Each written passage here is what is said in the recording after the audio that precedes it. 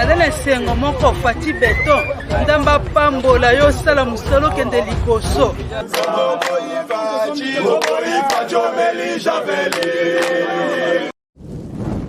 Soi-disant, bon, naza licencié, naza docteur en droit, naza docteur en économie, naza gradué, mais bazo yiba, bazo détourner soni.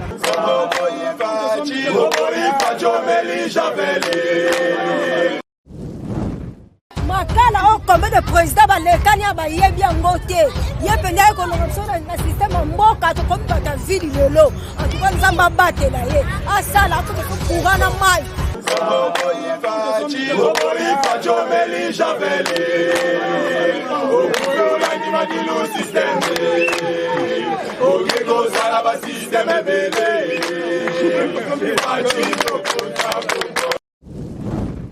Bonjour, bonsoir, sans débat de l'heure où vous allez pour sur la carte Tindika Télévision. C'est votre humble servante, Sephora Kings.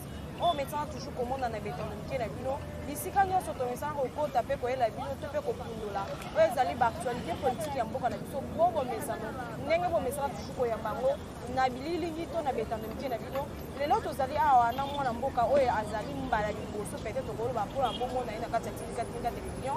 Tu remets comme ça, les mots analystes, les mots repères aussi présentés. Pour que vous ayez ma combo naïe, vous ayez ma eloko ni oya sala kato le loso qui a relevé la biloni. Donc vous allez vraiment naïe à on a repoussé plus tarder. Mbote mon amboka. Oui, mbote mon amboka. Bande ko bazo landa yo ba ko bazo ma combo na yo ma précision. Bon, combo na ngezali justice Mochamesu. Nazali moko ya ba président ya Sénat debout. Oui, ezali branche ya parlement debout. Na 10e relumété. Nazape communicateur ya IDPS parce que association membre au sein de la Ligue des jeunes à UDPS. Voilà, on a nazali. Mais combattant à UDPS, il y a Kala. Donc, c'est peut lui répondre à l'émission.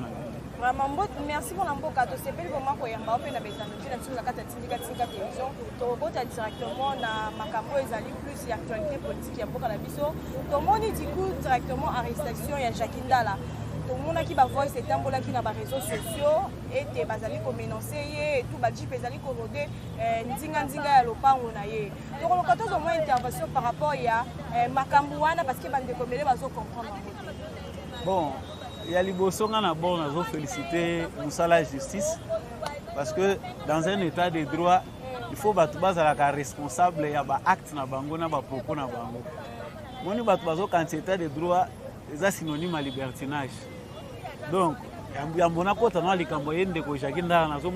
pas que Jakindala.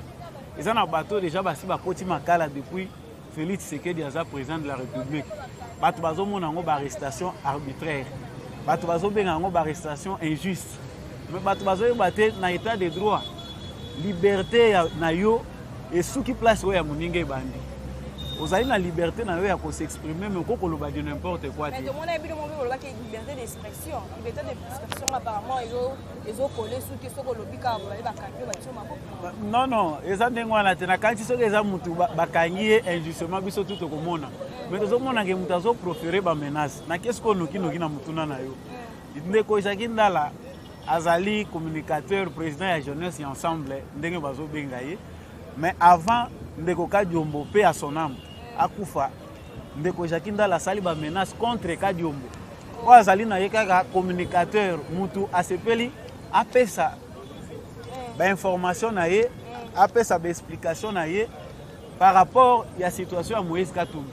Yo ebi ke ba chercheur, ba journaliste, baza na liberté na bango ya ko exercer métier na bango.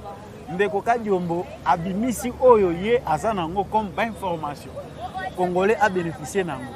Mais sur base de l'information, où ils appellent basé sur la liberté d'expression garantie par la Constitution de Bisso. Ndeko Jakindala bandi ko menacer. Ba menace wana eleki na télévision mutunyo samoni, ba attaque eleka ki makasi. La cause maintenant aujourd'hui pour ngai to koloba déjà kaza suspect numéro 1 au justice congolaise azui. Aza suspect numéro 1 pourquoi? Parce que après ba attaque na ye to moni ndeko akufi. Na disparition na ekoliwa na ye eza na ba raison moko mystérieuse bazé ba kolandela ngote liwa ya Kadiombo yango tozoloba ke parmi ba suspect lokola ya menasaki ye akende kotalisa na justice pourquoi menasaki ye et qu'est-ce qui fait qu'après ba menace na ye ndeko wana akufa nga naza na belement te en tant qu'individu ya reprouver si Jackie Ndala ya solo aza parmi bato bakomplotaki mpo baboma ndeko wana parce que justice aza na besoin ba preuve. Mais la preuve oyo mutu nyonso amoni na miso ezali que ndeko Jackie Ndala a menacé Kadiombo. Et il n'est pas le seul à être menacé. Menacé na pouvoir même député oyo andimaki kozwa loi tchani akoti sango na parlement. Ezali parmi ba comportement oyo bandeko na biso ebele bazoyeba malamu te na kati ya état de droit esengi nini. Nga na pesi longonya na justice.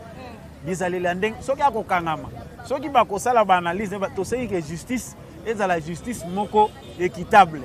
Soki akokangama il faut pas démontrer biso façon na ye aza coupable.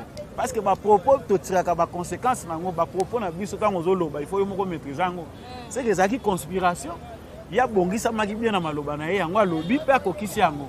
Donc na kanisi bato bazo commenter bazo loba que non aza arrêté arbitrairement, ils sont payés pour le faire.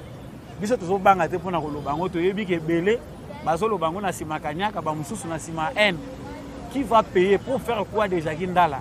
Qu'est-ce qu'il représente d'abord pour la nation? Et là, on a déjà sali la nation. On va le salir, on va arrêter pour que ça change quoi?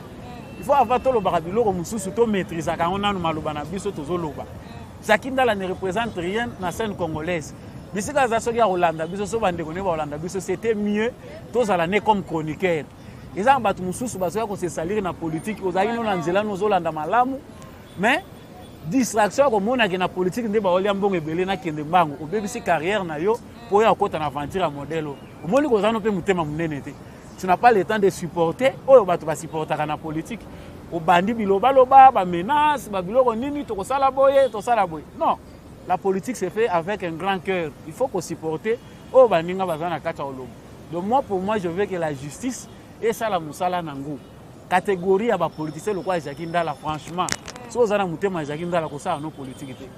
Tous en bango besoin te na Congo a lelo tozo tonga tozo a besoin bolingo. So o muninga zolobe se pelicioté, tu as le droit de contredire, mais pas de faire des menaces. Net biso to supporter ba intimidation te. Tant on veut intimider biso ça le roi, ozo pousser biso pe, to comment ko réagir. C'est un peu ça.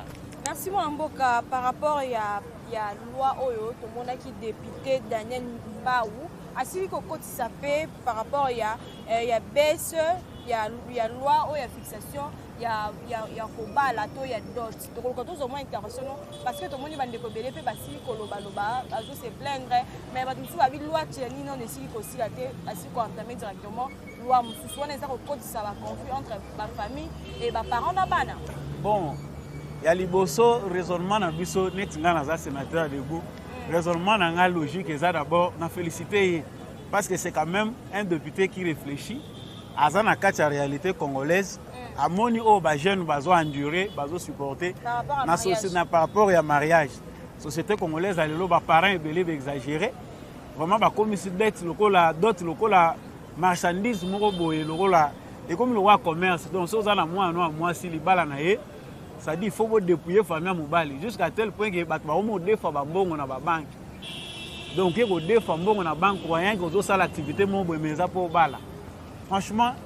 De ce côté-là, le Col a touché quand même réalité à des jeunes Congolais belés. Moi, je le félicite. C'est plutôt plus certainement. Mais en deuxième position, j'ai dit par rapport aux priorités, par rapport à la source, il y a les cambos. Parce qu'il peut résoudre un problème alors qu'à résoudre le fonds en côté.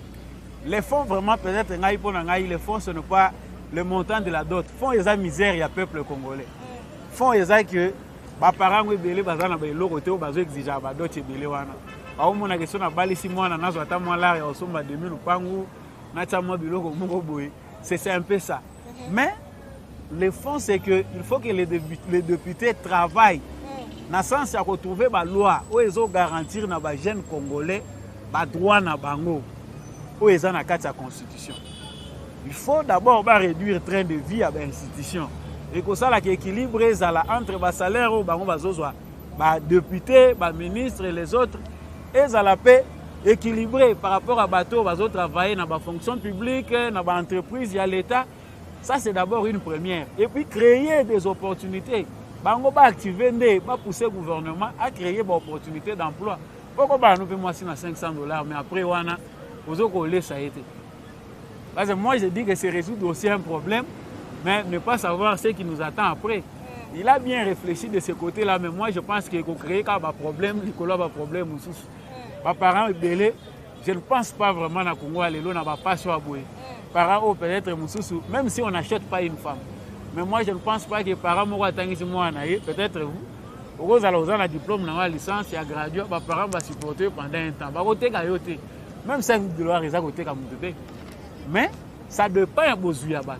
Si aujourd'hui, misère est diminuée, misère sociale est diminuée, je pense que Moutuna niveau besoin à moi si c'est l'on donc cette loi-là fait déjà les autres à la célèbre, mais tout le monde a une distraction. Pour comme nous distraire, pour nous étouffer dans la loi. Vraiment, s'il faut parler de ça en passant. Franchement, dès qu'on a nani mwana mboka honorable Mbao, il fallait que bon bané loko wana mukie. Autant la peine nous actualité ndenge zali. Loi otoza nango na moment oyo, ils a très capital. Loi tchani yeko la musabiso ba mususu fil patriotique. Ils a bato batika mboko kala balanda suma mboka te mais tant ba yoki loi oyo ba sentir vraiment qu'ils deviennent congolais. Il faut pas réclamer souveraineté na bango. Alors il faut éviter ko tiaka ko yana sujet d'attente eza nango important mais tant ozoya nango na moment moko eza opportunité. Ils ont le rôle de distraire. Alors il ne faut pas nous distraire. Donc moi je pense que si c'est déjà déposé, va renvoyer au même matin en 2022. En attendant, l'opportunité d'emploi se créer. Mais l'important est la loi Tchaniwana. Vraiment c'est un peu ça ce que moi je peux dire par rapport à la loi. Merci. Par rapport à l'accusation, il y a viol, il y a Dieu Mindonga là. Tout le monde a dit qu'on réagir à l'objet. Ils sont plutôt victimes. Il y a dossier monté par 3 femmes. Pour le côté de intervention, parce que la découverte Makambo est allé Dieu Mindonga là et le Bamara déjà ils ont sauté et qui a sa Sarato Bimaramigi ou a violé la banane. Pour le côté de moi un mot tout le monde a affaire à Dieu Mindonga. Bon. Il y a les bossés, ça passe mingi peu mal parce que ngana yoka iba libérer. Vraiment, tant na yoki ba libérer, na ouf moko ya d'abord ya soulagement pour les sengoté. Na zaki na ba point d'interrogation belé na mutu na nga. Na binde ko jomi, akoyoki sa biso bato to sala ko position lobby soni. Soni poto côté la ki. Vraiment to sala kana ba principe moko mukie moral na bato ba sali droit ba yebi que acte ali boso muta posaka. Eko zala un hasard. Acte à mi balé, bon, pour la moussou, c'est une coïncidence. Mais il y a mis ça tout, c'est une habitude. Franchement, franchement, pour la deuxième fois, toujours on a le même problème. Dieu Mindonga l'a interpellé qu'il paraîtrait que Bakangé les sous na mineur, moi quoi bandé ko la mineur, franchement ça linga pas si makasi. Donc pour na biso bato za la honnête, na mona honnête biso nyonso to senga kabila nanu bolimbi sipo. To critique qui est mingi na likambo diomi kolo bagende ko wana bakange pour na likambo yebité mais quand ça se répète même si il n'y a pas des éléments vraiment directs où il salut que bakangaye bachaye na boloko après ko juger mais ngana zo mona que vraiment ils a pas mingi pona ye vraiment na batu pe ya jar na ye ya catégorie na ye pona yebi ke boze belé hein bato bazo sala ba biloko ya jar wana basi bazé belé na Congo.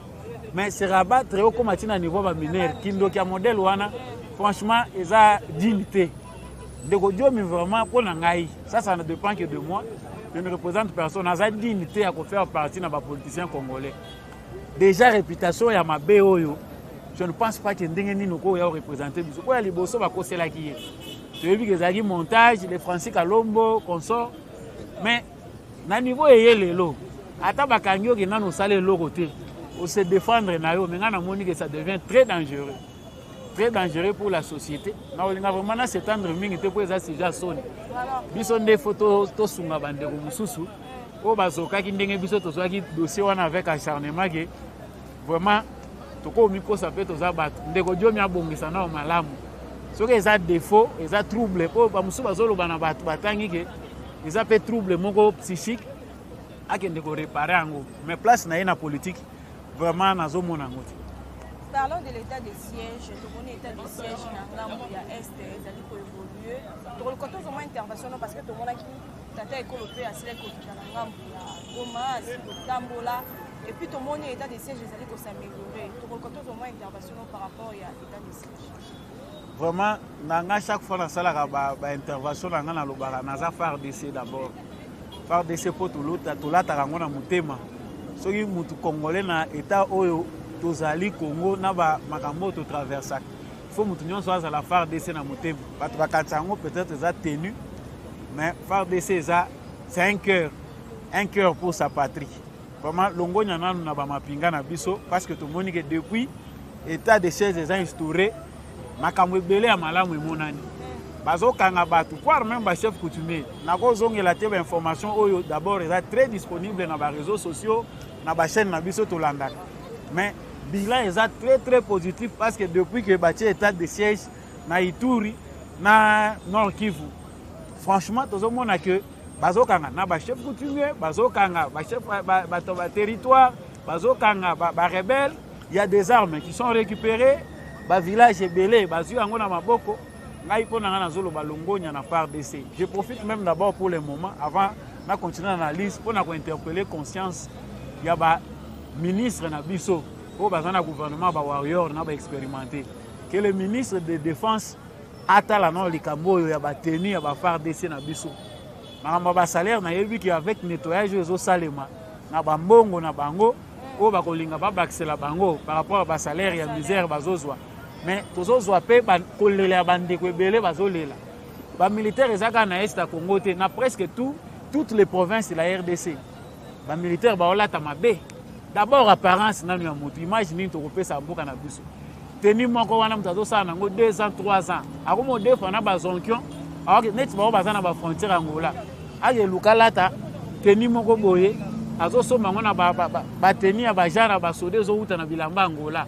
kaka pona ko combler na vide wana eza soni batisi ngo ezangi qu'est-ce qui manque pona ko budgetiser chaque année militaire azo ka au moins 2 tenues même 3 eza comment tenue moko ko sala na nzoto soldat 3 ans na comprendre ngoti biloko il faut basunga biso donc état de siège et puis eloko moko na zo bosana eza que ba gouverneur na biso militaire o batela ki biso longonya pe na bango parce que bazo découvrir ba magui ebele yana biloko ebele ba oloba na TVT oyo ba gouverneur na biso civil ba banaye pe na kata ko sala ba barrière mususu na ba rébellion mususu eza monté de toutes pièces par ba responsable ya ba province koya ba militaire bangisi bango makasi parce que bazo comprendre déjà que non ba réalité wana nyonse kozala à découvert ba militaire pe ba yena na makambo na bango mais eloko to senga na ba militaire wana ezaki bazala angele pa machine ya corruption eza makasi na Congo obandi musala lelo kana butu kata ba nommer yo nanu kutu ba peso bureau te déjà bazo corrompre yo alors il faut passer l'effort bango ba militaire ba sauver honneur ba militaire et ko zala honneur pour na ba militaire nyonso RDC qui ba instaurer paix na 2 provinces wana où ils ont rongé na insécurité pendant beaucoup des années mais le bilan dans l'ensemble ils sont très positif mais il faut passer la source makasi parce que mon insécurité autant que le belango ba to ba kantango ke okeka obeti masa Cécile non c'est un état d'esprit tant présent zolo ba que non il faut être patient parce que c'est un état d'esprit ils en abandé comme sous déjà pas si et côté ça bango na ba rébellion wana tozo récupérer bango muke bazo teaka bango pe ba mususu moni ke ba mususu mikolo uteka koleka ba tika yimi mandoki na bango mo ba okende na bango ba ke ko déposer donc il faut encadrer bango. Il y a tout un programme pour ça, pour encadrer bango, ko sala. Donc dans l'ensemble, moi je pense que le bilan est déjà positif, mais tout n'est pas encore fait. Donc comme on a souhaité donc on a assuré au sala 3 ans et ça la nango pourvu que Kimia est à l'instaurer. État de droit, tout le monde qui dossier matata pour parce que pour bien ça par rapport à qui sous bassin pour libérer, de éviter tout ce qui wa peut-être comme pour na marbeta lui matata pour. Vraiment on a contre. Naza contre ingérence politique dans ma justice. Donc voilà, franchement, la justice venait zapper ça sous musala bien. Non, kolobate que ça musala bien c'est trop grave. Je me positionne par rapport d'abord à Makambu. Il y a mon co-président Fatih Beton Lobaki que il pas constaté que justice na biso qui bo bébé zanan. Moni justice ana ezaki en otage. Ezaki lokola eloko moko ya individu Joseph Kabila. Les loga bato wana bango etoye na bango dans un état de droit, il faut pas apprendre. Na système asikezo senga nini Congolais a vraiment besoin de justice et pour ça il faut des magistrats de qualité il faut ba juge oyo baza non seulement compétent mais intègre pour makambo lelo zo senga ba diplôme te Les diplômes congolais. Nous avons beaucoup de diplômés au Congo. Ce qui est important aujourd'hui pour le Congo, c'est l'intégrité. Aux ans à diplôme, qu'est-ce que tu peux faire pour ton pays sans que Oiba, sans que Bazona Magui Moko quelque part. C'est ce qui est important. Par rapport à ma tête, moi j'ai dit, déçu un peu de la justice Nabiso, même si la procédure continue, Azana ba baptisation Moussou est formulée contre eux. Mabukanga Lozo et autres qui vont suivre. Mais tokena on a dossier où il y a réalisation bango ba juge même si bazolo ba non au nom de la profession ils ne doivent pas communiquer n'importe comment. Il faut pas expliquer à Biso nous sommes dans un état de droit. Tant on va le dire que non ba décharger maintenant qui est chargé. Parce que Biso to yebi que dossier wana ezalaki pour na makambo ba mbongo ya ba victime ya réalisation. Bon, bato wana bazo réclamer tilelo comme on décharge matata poni. On charge qui? C'est ça là maintenant le vrai problème. Bateau bazo charger bango. Pourquoi matata poni azo à la part? Bato mususu nde baza la charger. Là il faut nous expliquer. Nana woke ne musika te pour dire déjà certaines choses oyo bato mususu déjà bazo loba. Biso to lingaka tozo ba preuve. Yana zo senga na ba juge na biso ba lukate biso to lata batoji. Neti nga bwena za vraiment soifé na mona justice malonga na mboka na biso. Donc ozo mona mama.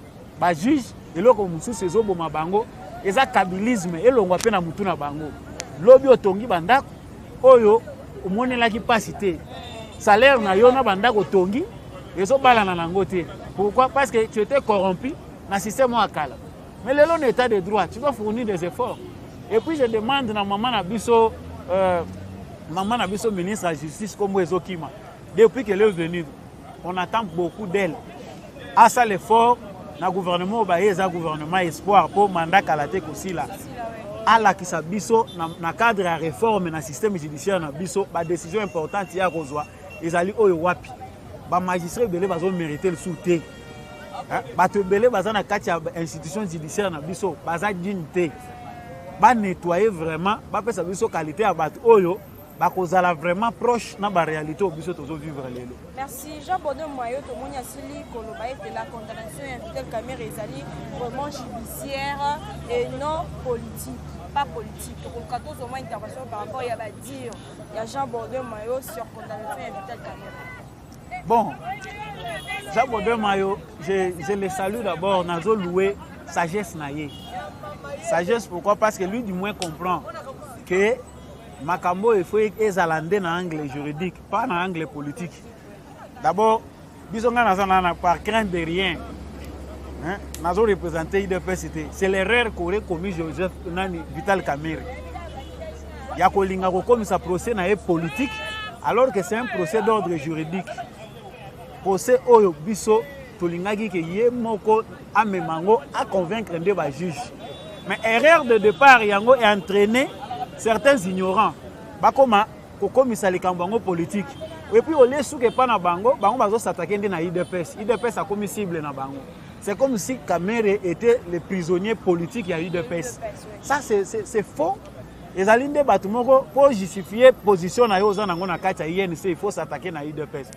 Nazo bisa bango bozo pour na cible à mabe. Pour biso ndepo to komi ko se réserver par dignité pe à parti présidentiel to komi ko boya ba attaque mususu. Oui, c'est trop violent, mais bon, le karaté, bon, le Samaloba. Jean Bodin Mayo, merci parce qu'il recadre d'abord tu as parti na Yemoko. Batika ko bimisa malobo bazo maîtriser malamuté parce que ils ont dit ça la campagne à mabe pour na bango. Le col à reconnaître que Vital Kamerhe makamuna eza na justice, c'est déjà mieux. Et puis na sengi pe na ndeko wana Billy Kambale, o aza président ya jeunesse ya président secrétaire général ya UNC à rejoindre ndeko Bodin Mayo. Parce que les arts du manque de sagesse et ça orientation mobimba. Il y a une séance se basé pour à laver Kamerhe, il faut charger l'IDPS. Non, puis surtout Tinda Kamerhe était na ba dossier le lezo comme là. Ce n'est pas l'IDPS. L'IDPS au talibé to ya maramutunyon c'est tous un problème na mutu. Mais yo soki ozo kende ba intérêt na yo ezo servir peuple té. Ceux qui Kamerhe salami. Et c'est ça qui kamwa l'IDPS. Ça n'engage à rien l'IDPS.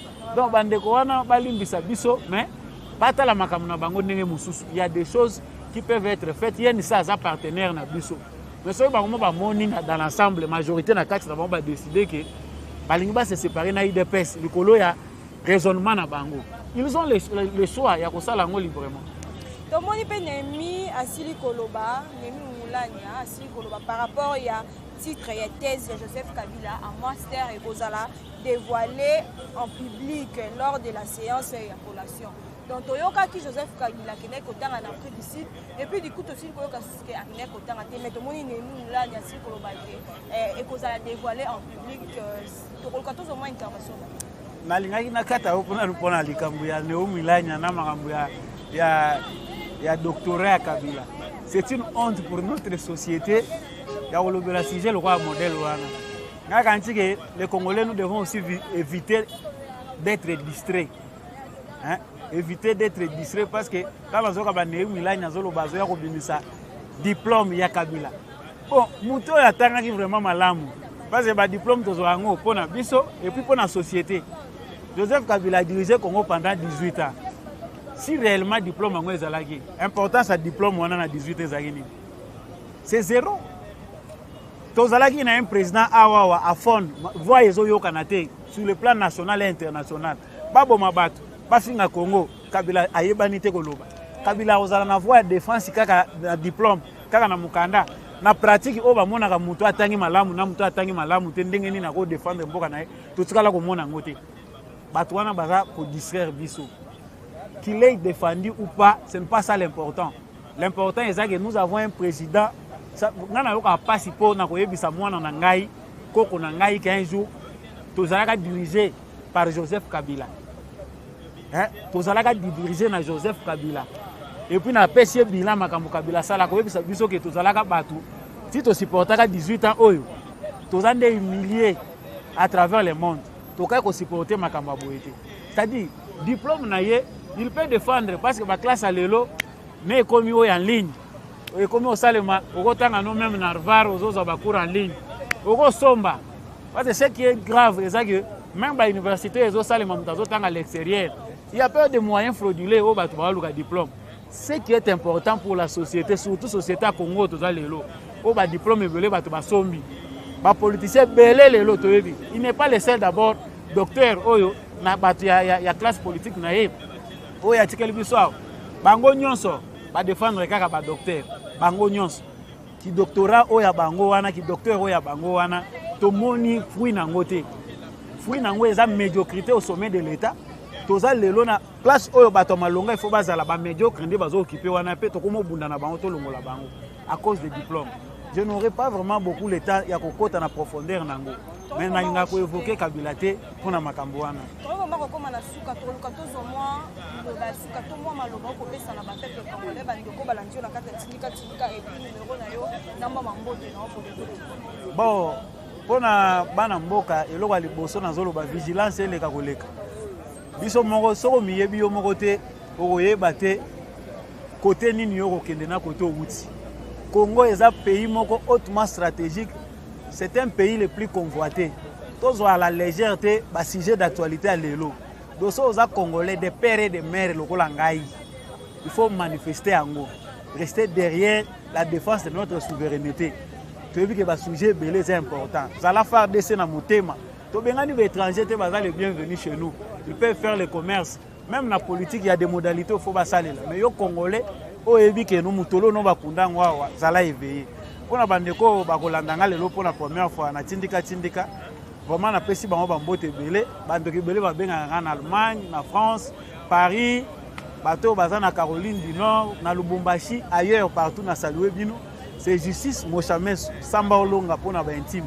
Donc mon numéro c'est le plus 243 82 349 65 26 plus 243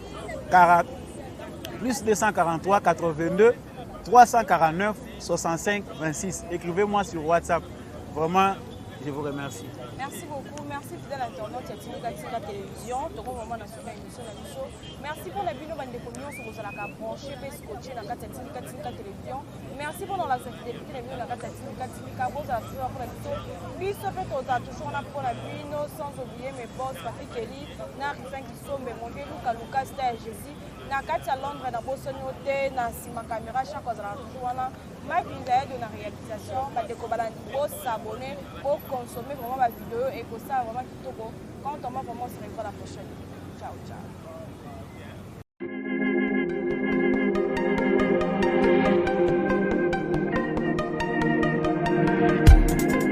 Après 25 ans d'expérience, eh oui, de 1995 jusqu'à ce jour, Elton Store, l'unique shop congolais de Londres, na Grande-Bretagne, où il Londres, et saliko ça la fierté à la communauté nabiso, et surtout, il y a un homme d'affaires congolais sérieux dans la diaspora.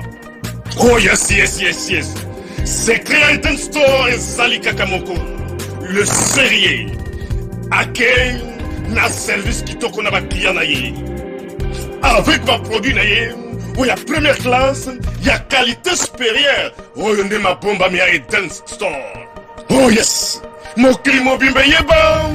Ma maman à Londres va confirmer.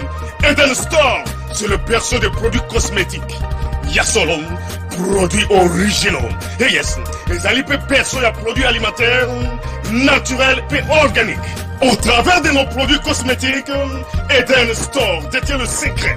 Secret ya solo, où ya poso ya maman moi c'est qui toko. Poso ya moi so penza bazali kolula, poso ya moi so mobala kotala ya lembate.